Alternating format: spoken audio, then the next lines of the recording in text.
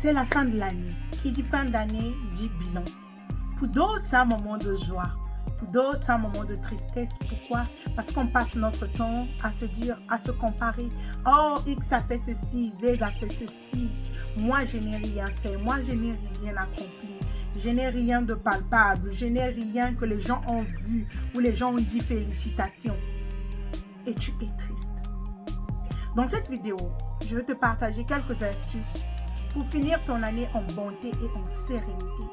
Si tu te sens mal, si tu te sens bien, parce que c'est la fin de l'année, tu dois faire le bilan, tu es face à ta réalité. Reste avec moi jusqu'à la fin de cette vidéo. On se dit à tout à l'heure.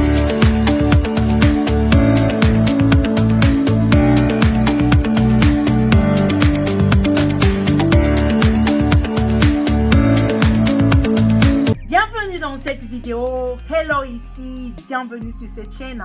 Je suis Gutlady Poitiers, je suis entrepreneur, coach certifié et auteur. J'ai des femmes leaders à digitaliser et à monétiser leur passion, leur propriété intellectuelle de manière à impacter le monde sans avoir à travailler plus. Oui, c'est la fin d'année, je sais. Durant cette période de fin d'année, il y a d'autres qui sont joyeuses, contentes, qui se sont mariées, ils ont sorti leur livre, ils ont fait leur première conférence, deuxième, troisième conférence. D'autres ont sorti des cours, d'autres ont lancé leur programme. Et toi, tu es triste. Tu es triste parce que ce que tu avais écrit sur le papier, peut-être seulement la moitié ou quelques points se sont réalisés et d'autres ne se sont pas réalisés. Tu es mal. C'est à toi que je m'adresse.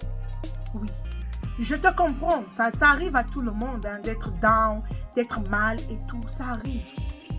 Mais tu ne dois pas permettre à cette occasion de prendre ta joie.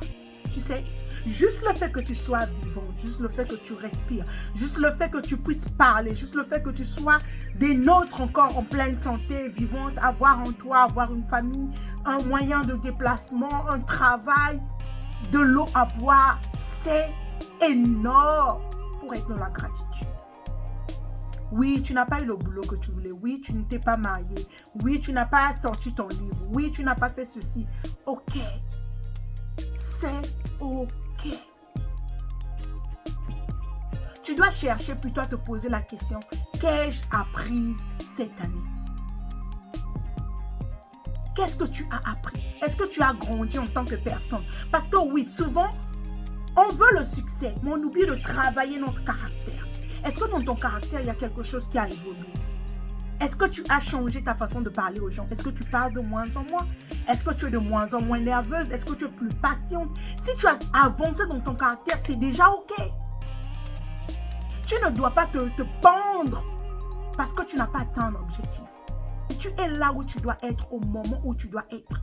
Tu as reçu par rapport à ce que tu vibrais en ce moment.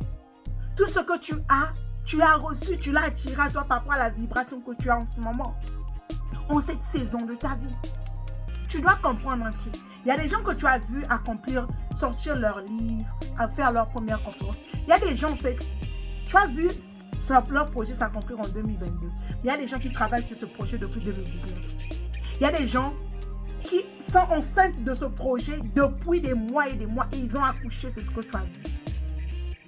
Mais ce n'est pas parce que toi, tu es au début de ta grossesse ou que tu es à 3 mois de ta grossesse, au milieu de ta grossesse, que tu vas envier ceux qui ont déjà accouché.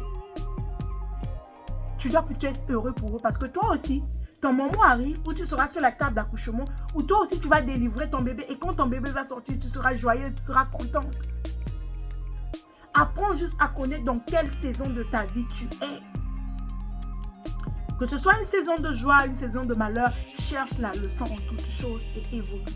Apprends de tes erreurs. Inspire-toi des autres et sois joyeuse pour ceux qui célèbrent.